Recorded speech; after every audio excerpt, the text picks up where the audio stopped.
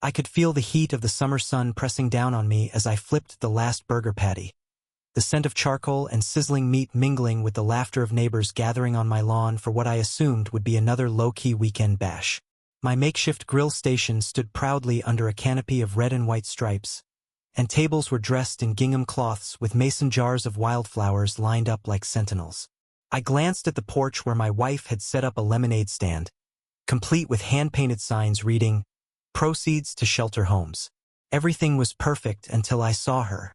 She emerged from among the palm trees in her starched white blouse and pleated skirt, hands on hips, heels clicking against the sidewalk.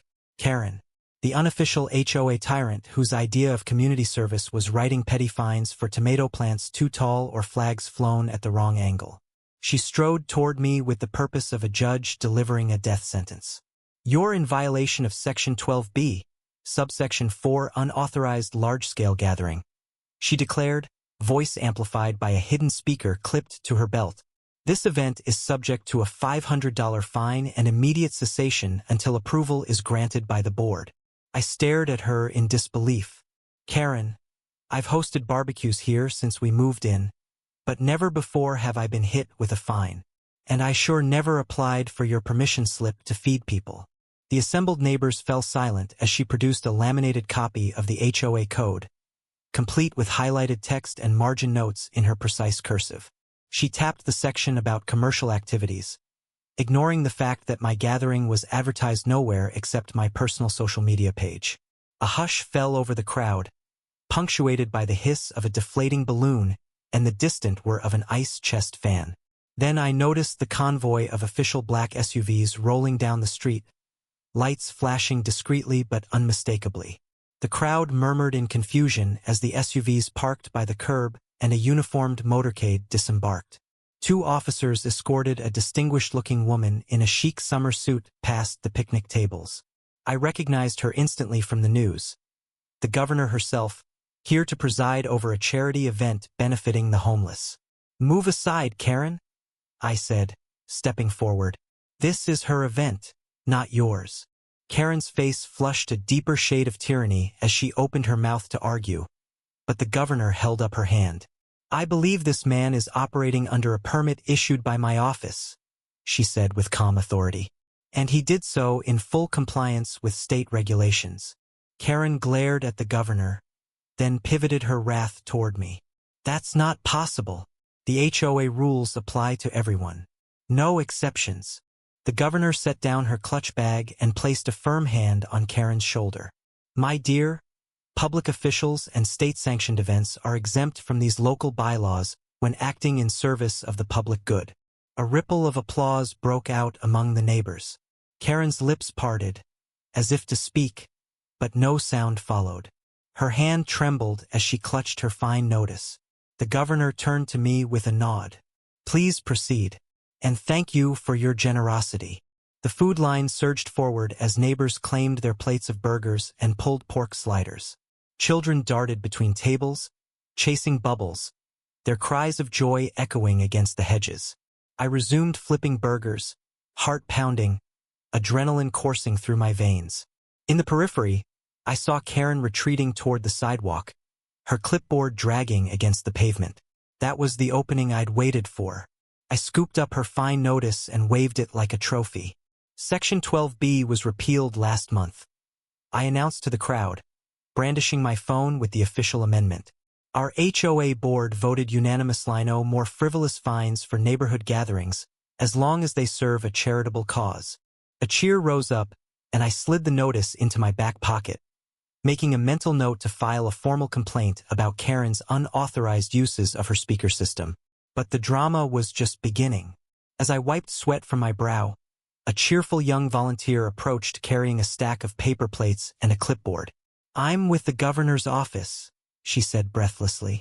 "We've noticed there's no PA system for the keynote speech. Could you spare a mic?" I glanced around and saw Karen's portable speaker rig still streaming her HOA announcements. An idea sparked. I walked over and unplugged her mic stand, snatched the microphone, and held it aloft. "Ladies and gentlemen, please gather round for the governor's charity address." The crowd turned, and the governor waved.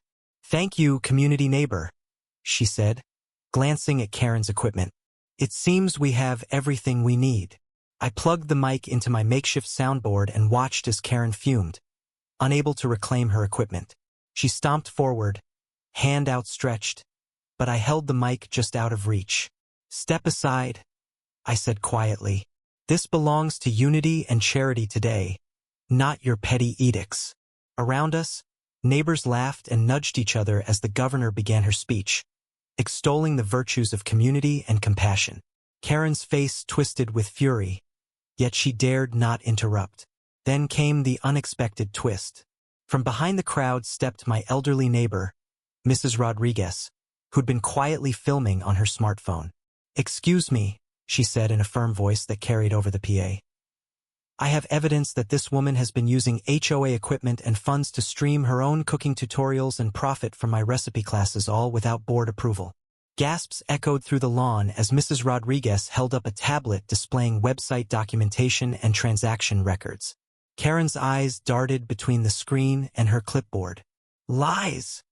she sputtered, voice cracking. But Mrs. Rodriguez continued, "I have bank statements and HOA budget reports here showing transfers to her personal PayPal, and not a single board member was ever informed." At this revelation, the board liaison, seated at a picnic table, snatched the tablet and began scrolling. His brow furrowed, and he exchanged glances with the governor's aides standing by. A hush fell once more. Karen's empire, built on petty enforcement, was collapsing under the weight of her own corruption. I stepped forward and addressed the crowd. "We've all experienced her one-size-fits-all tyranny, but look where it's led her." The governor leaned in, watching the proceedings with interest. "What would you like to see happen?" she asked. A neighbor shouted, "Remove her powers." Another cried, "Public apology." Murmurs of draft bylaws and board recall swirled like autumn leaves. Karen's composure cracked. She lunged for the microphone, but the young volunteer swiftly deactivated the system. The silence was electric. Karen realized she was truly alone. Sensing her panic, I raised the tablet displaying the evidence one more time.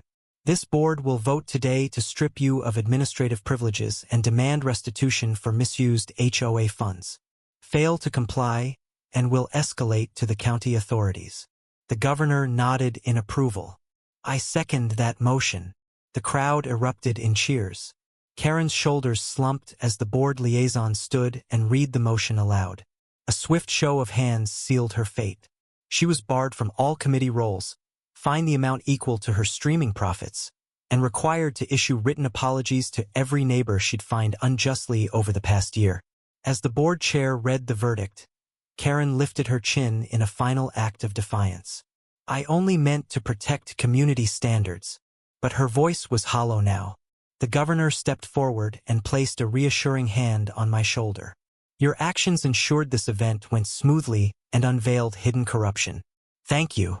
As the crowd dissolved into celebration, I grabbed a leftover burger and raised it high. "To community and justice," I toasted. Neighbors joined in, glasses of lemonade clinking like church bells on a Sunday morning. In the days that followed, the HOA charter was revised to include transparent enforcement protocols, external audits, and an ombudsman role that rotated weekly. Karen joined the new training sessions, scrutinized by the very community she once lorded over, and emerged humbled if not fully reformed. She even volunteered at the shelter home, handing out sandwiches to those in need.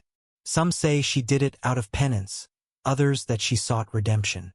Either way, the neighborhood transformed from a place of fear to one of collaboration.